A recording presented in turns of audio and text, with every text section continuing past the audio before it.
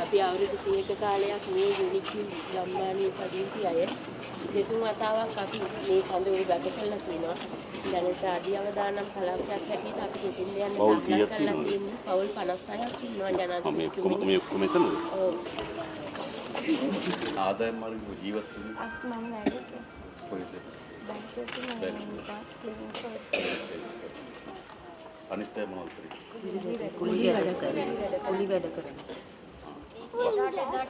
එදාට වැඩ කරන එක තමයි. අපේ තියෙන එකම සරසුව ඉඩමක් ලබා ගන්න එක තමයි. ඒතර ආපෝ පදිංචි වෙලා යන්න බෑ එතන. යන්න බෑ ඉතින්. ඔව්. ස්ථීර විසඳුමක් හොයාගන්න ඕනේ නේද? ආයෙ තින්ට යනවා. ආයෙ වැස්සක් ආපුවාම එනවා. ඒක තේරුමක් නැහැ නේද? දැන් අපි දිසාපොත්තුම කියන ඉඩමක් හොයාගන්න පුළුවන් නේද? ඔව්. ඉඩම හොයාගත්තම අපි සල්ලි තවන්න එතන ගෙවල් ටික හදාගන්න. මට කියන්නකෝ අවශ්‍ය වෙන ප්‍රමාණය. අපි ඒක ඉස්සරහා දෙන්න. අලුත් ගෙදරක යන්න බලාගෙන ඉන්නකො. ඔව්. මේ ඉතර කාලෙකට අපි ජනාධිපතිතුමා දැකලා නැහැ. මේ පාර තමයි අපිට වාසනාවට ලැබෙන්න පුළුවන්. මේ පාරට අපි කඳවුරේ අවුරුද්දක් හිටියා. අවුරුද්දක් යන්න මේක තාපව. ඔව් ආය යන්න කිව්වා. ඒක කවුරුත් ඇවිල්ලා බැලුවේ නැහැ සර් අපිදී. අනවසර ඉඩම කියලා අපි පවුල් 25ක් ඉන්නවා. මෙච්චර කාලෙකට කවුරුත් ආවේ නැහැ. මාසෙකට සැරයක් වැස්සොක් යට වෙනවා. මේ සැරේ සම්පූර්ණ යට වෙනවා. කරුණාකර ඔබට බුදු බලවත් ඒ ඉක්මනට පුළුවන් තරම් කොයි හරි ගෙවල් ටික හදලා දෙන්න ජනයිද.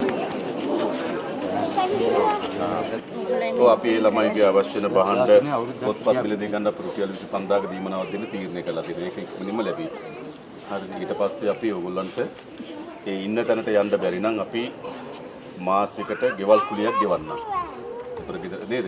වයර්තනක් හොයාගෙන ආරක්ෂිත තැනකට යන්න එපා නේ. ආපහු එතෙන්ට ගිහිල්ලා බෑ. ඒතර අපි తాවකාලික දීමනාවක් දෙන්නම්. ඊට පස්සේ ප්‍රශ්නේ සම්පූර්ණ විසඳන්න. හරි එහෙනම්. රටේම කරන්න එපා ඒක නේද? කවදද කරන්න බෑ සිටුේෂන් එක දන්නවනේ.